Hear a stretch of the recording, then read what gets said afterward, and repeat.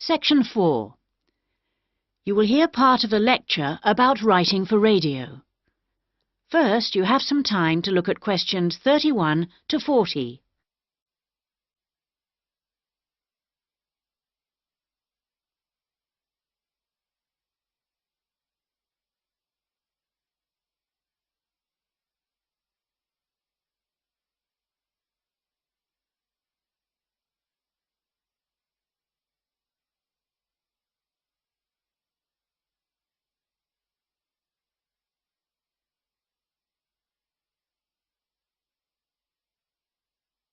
Now listen carefully and answer questions 31 to 40.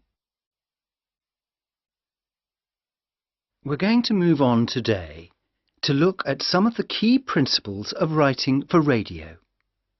Of course, the main thing that you have to remember is that a radio script is not written to be read, but to be spoken and heard. Now, putting this into practice is more difficult than it seems, because writing as we speak involves abandoning many of the normal rules of writing that have been taught to us from an early age. This is because we need to concentrate on how the piece sounds. Written words convey information, but they don't convey the full meaning of what you want to say. They don't tell you what to emphasize, what speed something should be read at, or where the pauses should come. So these have to be indicated in a script.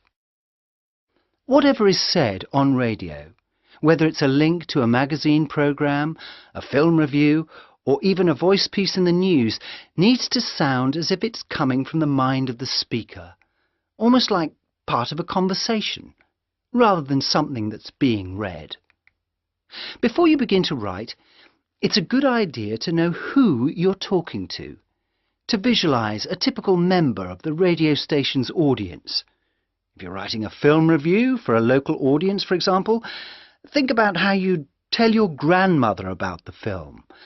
Or if you're reviewing a pop concert, think about how you'd tell your friend about the band. The words have much more impact if each person feels they're being spoken to directly. So your tone needs to be informal. Rather than using impersonal words like listeners or the audience, you can make it more informal. Include them in what you're saying by referring to us and we. Once you know who you're talking to, the next thing is to work out what you're going to say.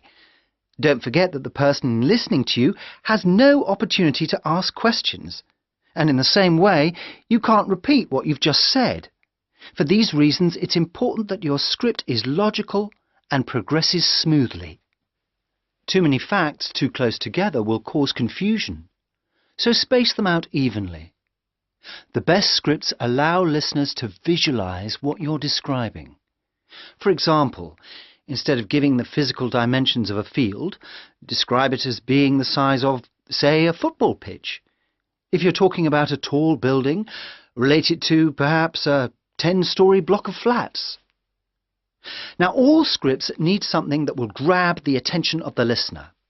You need something that'll make them say, "Hey, I want to stop and listen to this." So the first sentence has to do this for you. It needs to be intriguing, interesting, and then it needs to be backed up by a second sentence that explains what you're talking about. The last sentence should also give your listeners food for thought and can be in the form of a question or a statement that sums up the item. After you've finished your script, you need to polish it up. And the most effective method of doing this is by reading it aloud. This also helps you to avoid tongue twisters or words that you might find awkward to pronounce.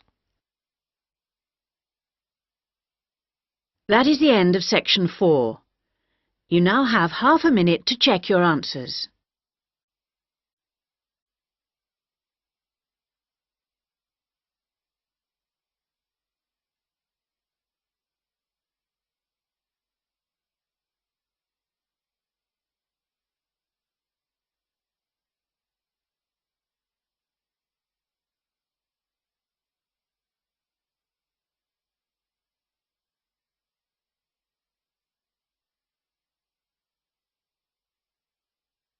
That is the end of the listening test.